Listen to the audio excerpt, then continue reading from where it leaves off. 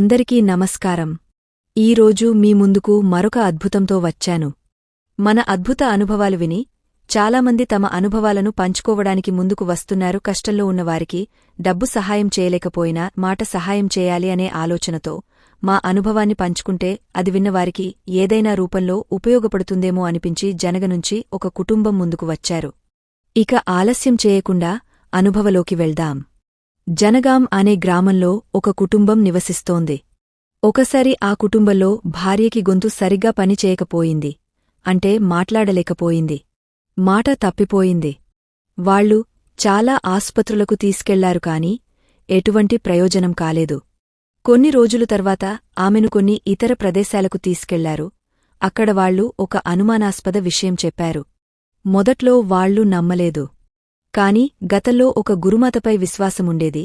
ఆ కారణంగా అనుమానాస్పద విషయాన్ని పూర్తిగా నిర్లక్ష్యం చేయలేదు. అప్పుడే మా పొరుగువారు ఒక స్వామి గురించి చెప్పారు. దుబ్బాక స్వామిజీ గూర్చి వినాక ఆదివారం నాడు దర్శనానికి వెళ్లాము. చెప్పండి నాన్నా, ఏమైంది? అక్క మాట్లాడలేకపోతున్నారా?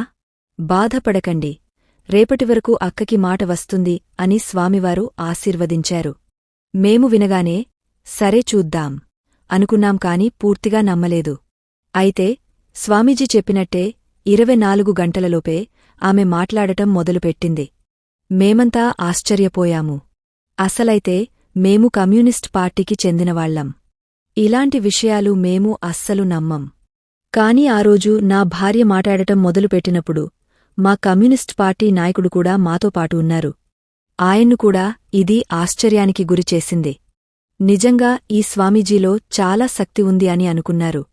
ఇది చూసిన తర్వాత జనగాంలోని చాలామంది స్వామీజీ దర్శనానికి రావడం మొదలుపెట్టారు.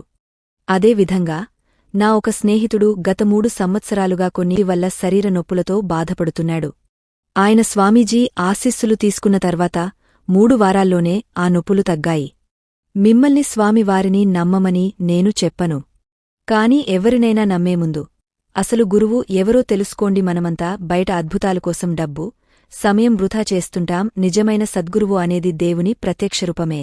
ఆయన ఆశీస్సులు లభిస్తే ఆ వెలుగులో మన జీవితం చిగురించి మనసు ప్రశాంతంగా మారుతుంది.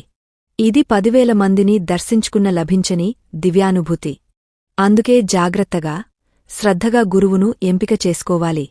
ఎందుకంటే సరైన గురువు ఒక్కరు చాలు మన జీవితాన్ని అనంతమైన మార్గంలో నడిపించడానికి. మరో అద్భుతమైన అనుభవంతో మళ్ళీ కలుద్దాం.